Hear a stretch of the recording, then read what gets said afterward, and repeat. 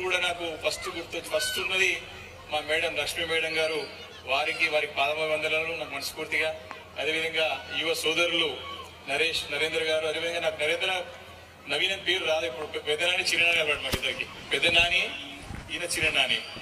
కాబట్టి నరేందర్ గారు, నవీన్ కుమార్ గారు, అదేవిధంగా ఇక్కడికి వచ్చేసినటువంటి పెద్దలు మన సీనియర్ సిటిజన్స్ ప్రధాన కార్యదర్శి కుత్బుల్లాపూర్ పెద్ద మల్లేశం గారు, సోమేష్ యాదవ్ గారు, ప్రసాద్ గారు, అదేవిధంగా రుద్ర అశోక్ గారు, మన సీనియర్ సిటిజన్ పెద్దలందరికీ కూడా, మురళి గారు అందరూ వచ్చారు. అందరికీ పేరు పేరున నమస్కారం. మరి ఇక్కడ స్కూల్ యొక్క వయసు 45 సంవత్సరాలు, నా వయసు 46. అంటే నేను తెలుగు వచ్చినప్పుడు ఫస్ట్ పలకా బల్బం పట్టినంటే మేడం దగ్గరనే పట్టిన. ఫస్ట్ లక్ష్మీ మేడం దగ్గర నా పలకా బల్బం, నా అక్షరాభ్యాసం స్టార్ట్ అయిందే శివ విద్యానికేతన్ మరి లక్ష్మీ మేడం దగ్గర నుంచి. మరి పేరు కూడా అలానే భయం అవుతుంది, మేడం అని అంటాం మేము. చాలా మంది ఇప్పుడు ఉన్నటువంటి చాలా మంది అందరూ కూడా అంటే ఈ యొక్క చిన్న గ్రామం పట్టణంగా మారి గ్రామంగా అభివృద్ధి చెందింది కాబట్టి చాలా మంది చిన్న గ్రామానికి ఆ రోజు మొట్టమొదటి స్కూల్ ఇక్కడ స్థాపించి మరి ఆ రోజుల్లోనే ఇంగ్లీష్ మీడియం స్కూల్ ప్రారంభించి ఇప్పుడే మేడం చెప్తాను కూర్చున్నప్పుడు గౌరీ ఎలా ఉంది అని చెప్పేసి అడుగుతా ఉండే, మా అక్క గురించి అడుగుతా ఉంది. ఆమెనే మొట్టమొదటి స్టూడెంట్ ఉండి ఇక్కడ. ఆమె ఈరోజు డాక్టర్గా అయి సంగారెడ్డిలో చక్కగా సేవలు అందిస్తూ ఉంది. మరి వారి మొదటి అడ్మిషన్. మరి దాని తర్వాత నేను కూడా ఇక్కడనే మేడం దగ్గర చదువుకొని చక్కగా మరి ఈరోజు చూస్తా ఉన్నారు.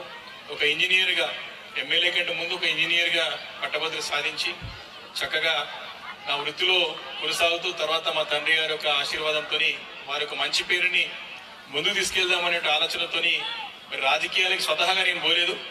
రాజకీయాల నుంచి నాకు పిలుపు వచ్చింది, నాకు అవకాశం వచ్చింది. కాబట్టి మీ అందరి యొక్క ఆశీర్వాదంతో మరి కుత్బుల్లాపూర్ ప్రాంతంలో అందరి యొక్క ఆశీర్వాదంతో, అందరి యొక్క సహాయ సహకారాలతో మరి తెలంగాణ రాష్ట్రంలోనే మరి కుత్బుల్లాపూర్ మొట్టమొదటి హైయెస్ట్ నియోజకవర్గంగా తీర్చిదిద్దిన సంగతి మీ అందరూ కూడా మీ ఆశీర్వాదంతో సాధ్యమైందని చెప్పి ఈ సందర్భంగా మనవి చేసుకుంటూ, మరి మేడం మరి వారి యొక్క వయసు రీత్యా ఇద్దరికి మంచి జెమ్స్ లాంటి పిల్లలు ఇద్దరు కూడా, అటు నరేందర్ కానీ నవీన్ కానీ ఇద్దరిని కూడా చక్కగా తీర్చిదిద్ది వారు అటు చక్కగా నాణ్యమైన విద్యని అందిస్తానికి ప్రయత్నం చేసుకుంటూనే వారి వృత్తిలో వారి ముందు కొనసాగుతా ఉన్నారు. కాబట్టి మంచి స్కూల్ ఇది. ఎంతో మంది పిల్లలు ఇక్కడ తీర్చిదిద్దబడినటువంటి స్కూల్ ఇది. మంచి ఒక పోటీల్లో అంటే ఈరోజు ఉన్నటువంటి క్వాలిటీ ఎడ్యుకేషన్లో మరి తల్లిదండ్రులు తెలియాలా, మనకి విద్యతో పాటు అనేక విషయాల పట్ల అవగాహన కల్పించి ఓవరాల్ పర్సనాలిటీ డెవలప్మెంట్ గురించి ఎప్పుడు నిరంతరం ఇక్కడ నరేందర్ కానీ నవీన్ కానీ ప్రయత్నం చేస్తూనే ఉన్నారు. కాబట్టి ఇలాంటి మంచి స్కూల్లో మన అడ్మిషన్ ఉన్నందుకు మనందరం కూడా అదృష్టవంతులం అనుకోవాలా. మరి దాంతోపాటు పిల్లలను కూడా మనం చక్కగా తీర్చిదిద్దే ప్రయత్నం చేయాలి.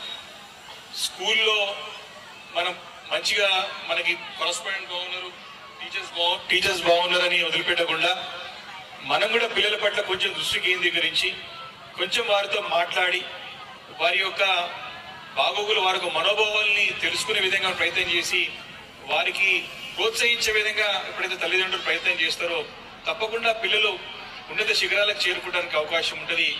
అంతే తప్ప మనం మంచి స్కూల్ వెళ్తా ఉన్నాం, రాగానే హోంవర్క్ చేయించడం పోకుండా వారి పట్ల సమయాన్ని, క్వాలిటీ టైంని వారిపైన పూర్తిగా ఫోకస్ చేసి వారితో చక్కగా మాట్లాడి వారి యొక్క మనోభావాలు విని వారికి ఏ రకంగా స్కూల్లో టైం గడుపుతా ఉన్నారు, ఏ రకంగా విద్య నేర్చుకుంటున్నారు, ఏ రకంగా ఇతర యాక్టివిటీస్ చదువుతో పాటు ఆట పోటీలు కానీ ఇతర ఏ విషయాలైనా సరే అటు